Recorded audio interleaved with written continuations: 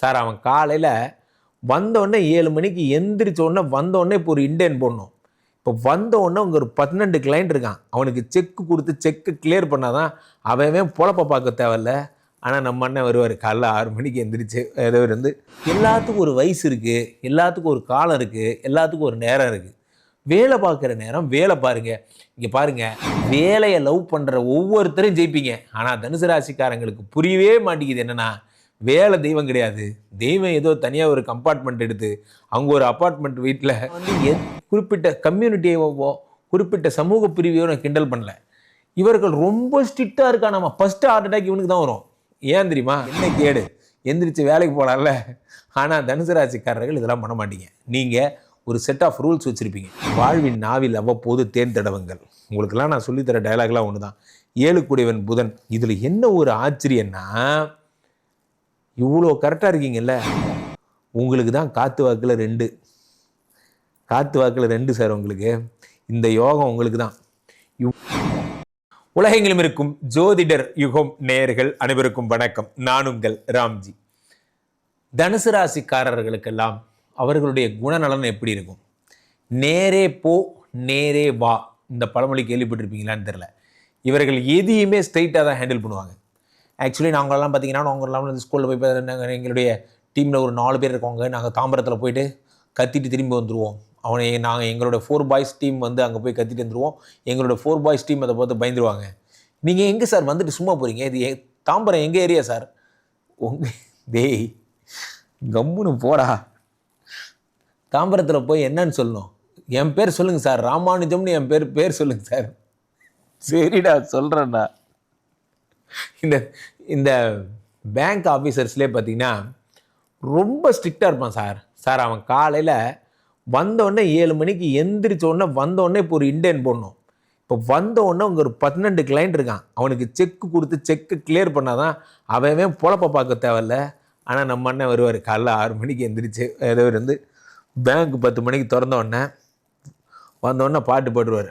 பார்த்தோன்னா வனமாளி கதி சாங்கி சங்கி சக்கிரி சன்னந்தகி பாட்டு போட்டு அதில் உடனே கம்ப்யூட்டர்லேயே வரும். டிங் டிங் டிங் டிங் டிங் டிங். கம்ப்யூட்டர்லேயே அது வந்து தீபாராதனை எடுக்கும்.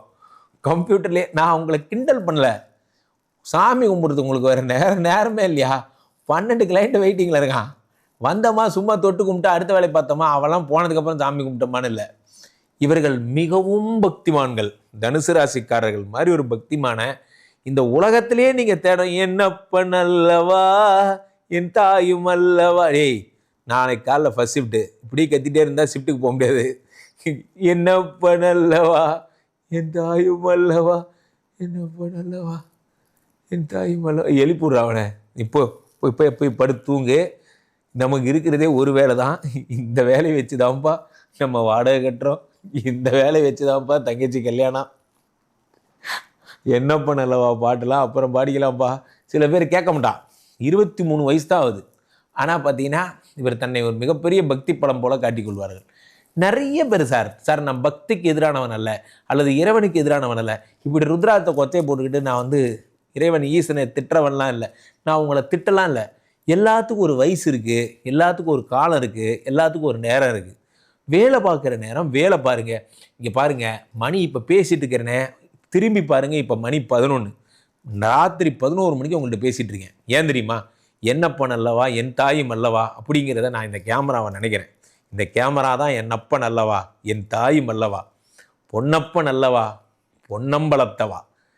சிவன் இதில் டான்ஸ் ஆடுற மாதிரி என் கண்ணுக்கு தெரியுது.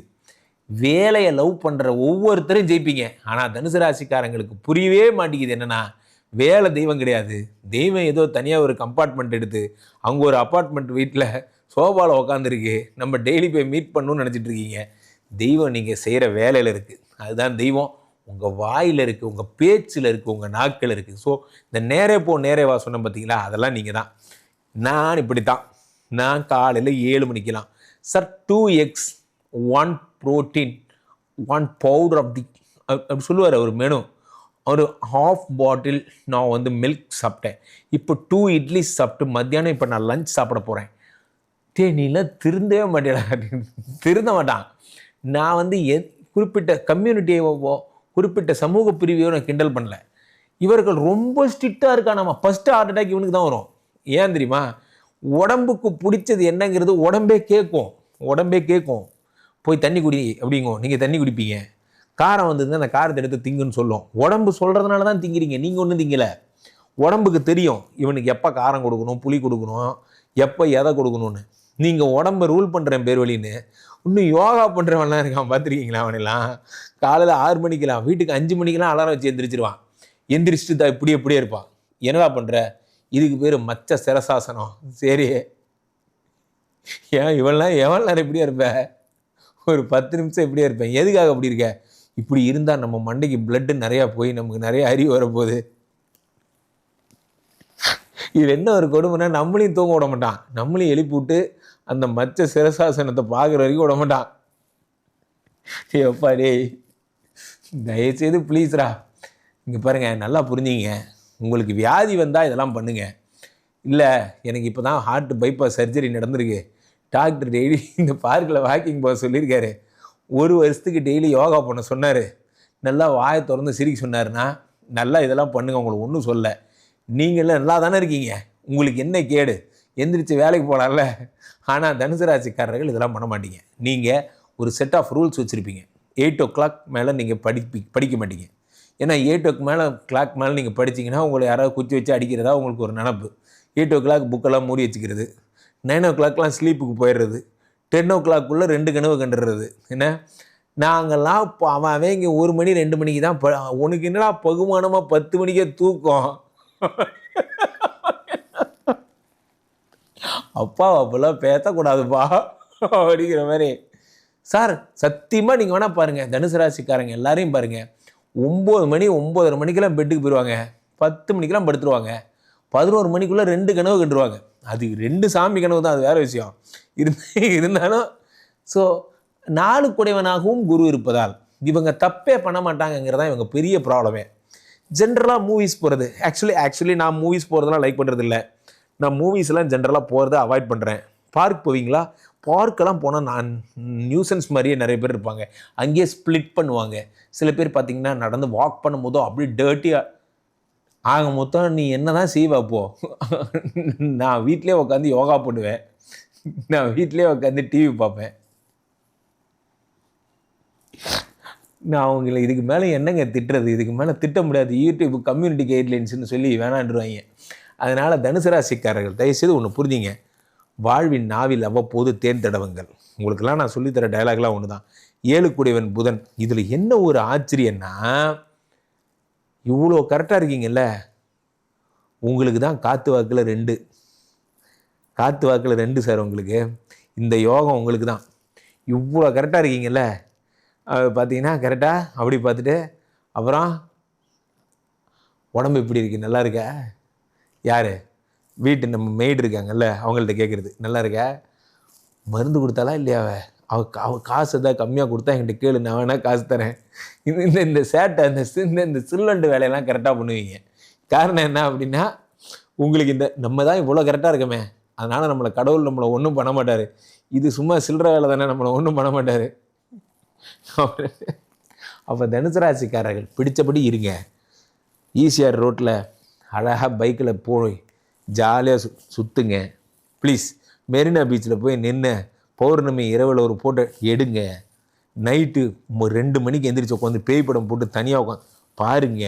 ஒன்றும் ஆயிராது, உலகம் ஒன்றும் அழிஞ்சு போயிடாது. உங்களுக்கு பிடிச்சதை செய்யுங்க. என்னமோ ரொம்ப கட்டுப்பட்டியாக வாழ்ந்தால் உங்களுக்கு பத்மஸ்ரீ விருது கொடுக்குறதா யாரோ தப்பாக சொல்லியிருக்காங்க. அப்படிலாம் ஒன்றும் கிடையாது. உங்களுக்காக நீங்கள் வாழுங்க, அவ்வளோதான். சிம்பிளாக சொல்கிறேன். தனுசு ராசிக்காரர்கள் லைஃப் ஸ்டைலே இப்படி தான். அப்போ உங்களுக்கு ரொம்ப லக்கியான கலர் எது என்றெல்லாம் கேட்டால் 9. லக்கி இல்லாத கலர் 5. லக்கியான டே உங்களுக்கு சிகப்பு. லக்கியான தொழில் கட்டுமான தொழில், நீங்கள் இந்த பில்டிங் கட்டுறது விற்கிறது போன்றது. உங்களுக்கு அன்லக்கியானது எது? உங்களுடைய மனசு. நீங்களே நினச்சிப்பீங்க தெய்வ கொத்தம் ஆயிடுச்சு, சாமி குத்தா வந்துருச்சு, நாகாத்தா நடுவில் நான் மிட் நைட்டில் வந்து நாகாத்தா வாக்கிங் வரா வந்து உங்களை வந்து மிரட்டிட்டு போகிறா. நாகாத்தாக்கு ஹேவிங் டூ many ஒர்க்ஸ். உங்களை மிரட்டுறது தான் நாகாத்தாக்கு வேலை கிடையாது. அதனால் ஒன்று இந்த சாமி பூதம் பேய் பூச்சாட்டி இதுலேருந்து இந்த வெளியே வாங்க, தயவுசெய்து வேலை பாருங்கள் ப்ளீஸ். அப்புறமா சாமி கும்பிடலாம். ஸோ தனுசு ராசிக்காரர்கள் எல்லாம் பக்தி கொஞ்சம் குறைச்சிக்கிறது நல்லது. கீழே போயிட்டுருக்கு இந்த 2 நம்பரை கூப்பிடுங்க. அவருடைய சொந்த ஜாதகத்தை பார்த்து கொள்ளுங்கள். உலக புகழ் வாய்ந்த நமது ஸ்ரீமடத்திலே தினசரி நடக்கின்ற விஷ்ணுமாயா யாகங்களில் நீங்கள் கலந்து கொள்ளுங்கள்.